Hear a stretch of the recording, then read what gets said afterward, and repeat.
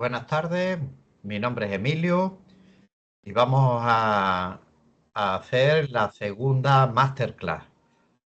Esta es en la planificación financiera, cuál es la estructura óptima de capital, ¿vale? En la empresa debe tener un equilibrio entre deuda y patrimonio empresarial.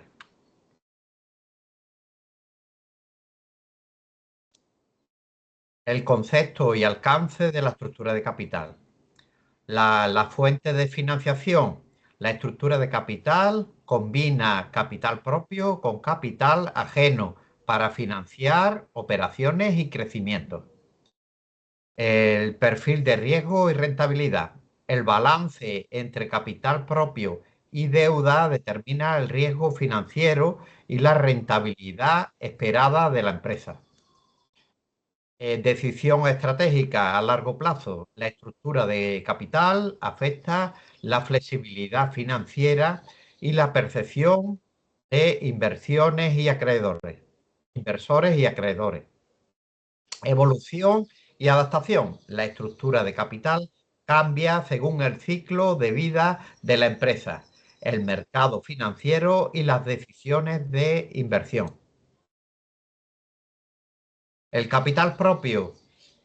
El capital propio incluye recursos de los socios y utilidades retenidas y bases patrimonial de la empresa. ¿Vale? Se refiere a beneficios no distribuidos que la empresa lo retiene y lo utiliza. ¿Vale? Y también vendría de la financiación de nuestros acreedores y proveedores. Las ventajas del capital propio. Dice que no genera pagos periódicos, reduce el riesgo financiero y fortalece la autonomía empresarial. El coste, pues debe diluir control accionarial, quiere decir, a los socios le tenemos que dar una cierta rentabilidad de su inversión, ¿vale? Porque si no, se retirarían los socios de la empresa. Entonces, le tenemos que dar una rentabilidad apropiada según se esté dando en el mercado.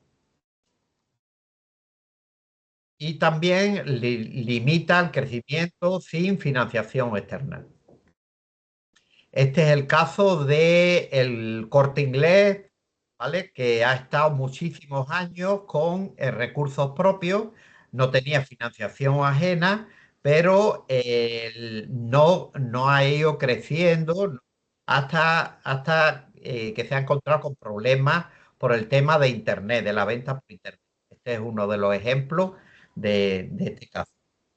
El uso estratégico del capital propio, dice frecuentes etapas iniciales o estrategias conservadoras para mantener estructuras financieras equilibradas.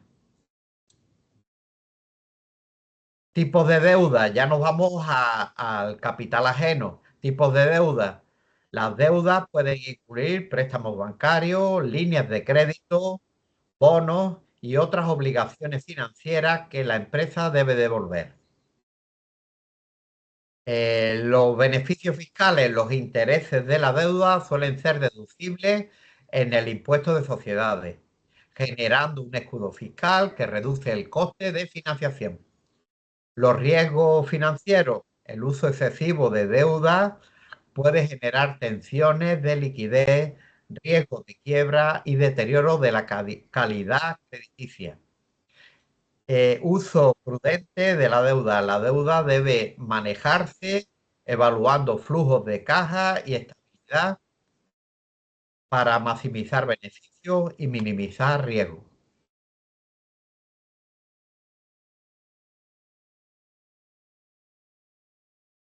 ¿Vale? El equilibrio para conseguir la estructura óptima vendría por el tema de los costes que tiene el capital ajeno y el capital propio, ¿vale?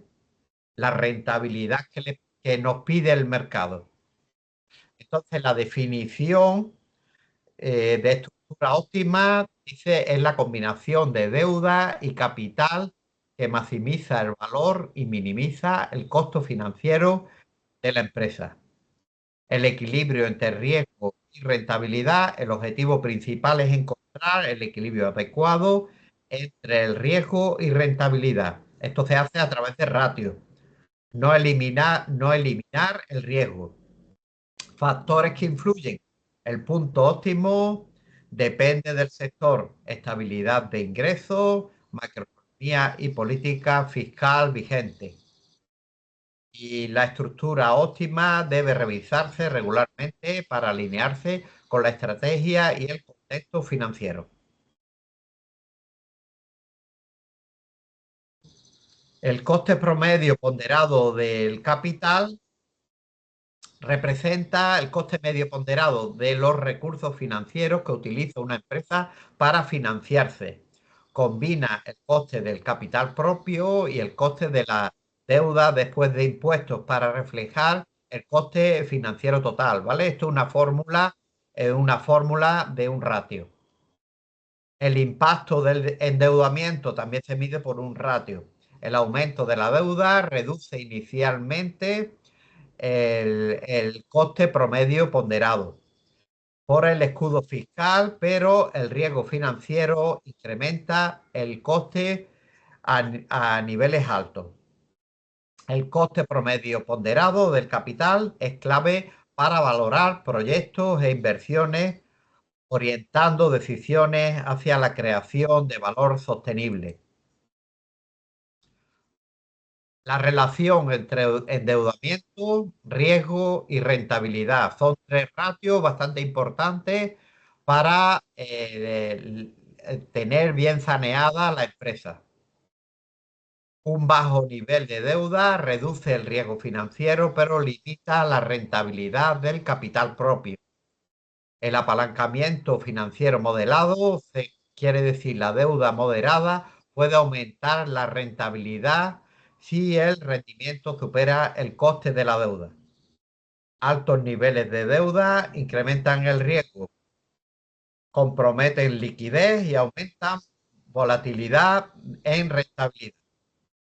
Y definir deuda coherente con flujos de caja y tolerancia al riesgo evita problemas financieros.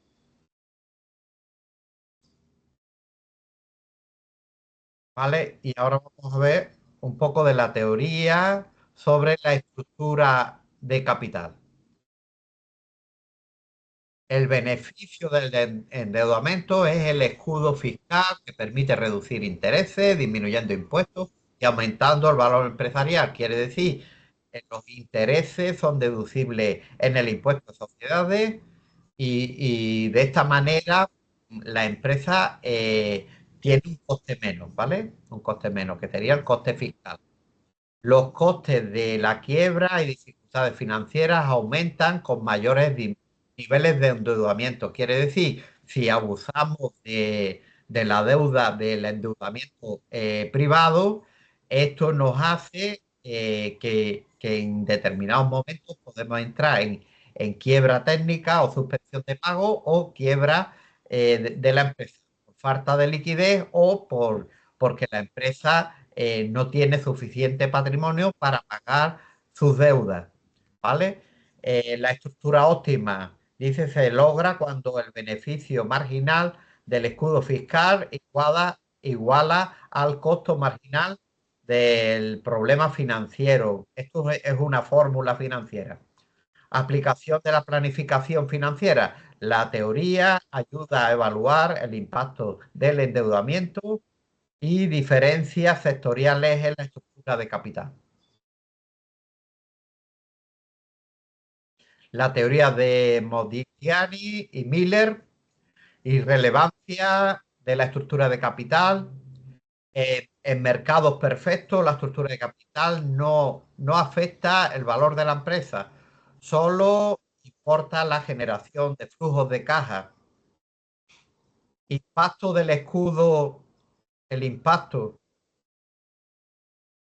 El impacto del escudo fiscal, la deuda puede aumentar el valor de la empresa debido al beneficio fiscal de los intereses en presencia de impuestos.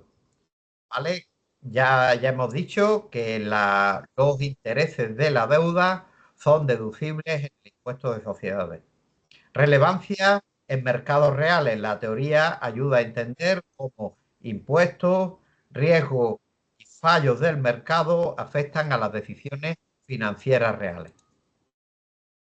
La teoría de Pekin-Ors dice preferencia por recursos internos. Las empresas primero utilizan utilidades retenidas para financiarse, evitando costes y dilución del control. Quiere decir, las empresas en un principio se endeudan poco. Quiere decir que con sus recursos propios van tirando cuando empiezan la actividad, ¿vale? A medida que la actividad va aumentando, pues vamos también aumentando lo que sería el endeudamiento ajeno.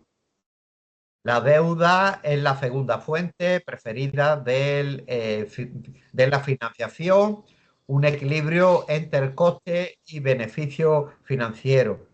¿Vale? Sabéis que los mercados se sacuden, hay momentos como ahora por el tema de la guerra, que han subido los tipos de interés de los préstamos, ¿vale? Y eso afecta a la deuda de las empresas. Y las empresas también acuden a emitir acciones para ampliando capital, ¿vale? O la emisión de obligaciones o cualquier otro tipo de endeudamiento que debe pagar, ¿vale? Endeudamiento ajeno.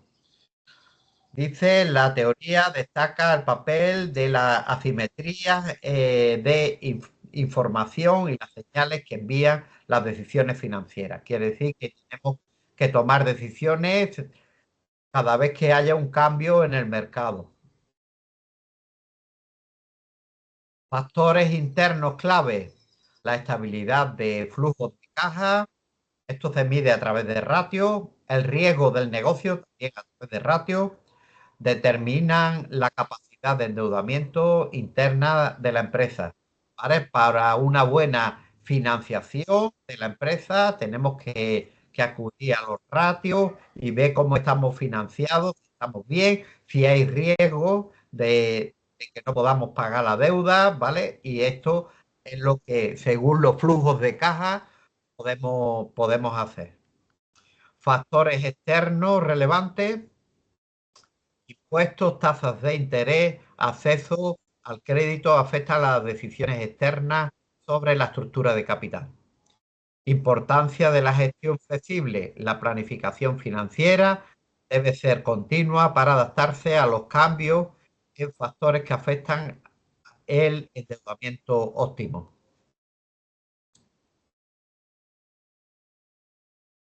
Y ahora vamos a ver un ejemplo práctico de las decisiones de financiación. La financiación con capital propio. Si nos financiamos con, con capital propio, por un lado, la empresa tiene problemas para crecer, ¿vale? Tiene problemas para crecer y también la empresa puede llegar a estancarse, ¿vale? Le pasó a el Corte Inglés antes de las últimas estrategias, ¿vale? Dice aquí, financiar un proyecto con capital propio implica bajo riesgo financiero, pero con un coste de capital elevado. Combinación de capital y deuda combina capital propio y reduce la deuda, gracias al escudo fiscal y al menor coste de la deuda. El impacto en la creación de valor: si la rentabilidad supera en la rentabilidad de la ponderación, el coste de la ponderación, el coste ponderado, la empresa aumenta su valor, pero ese exceso de deuda eleva el riesgo financiero.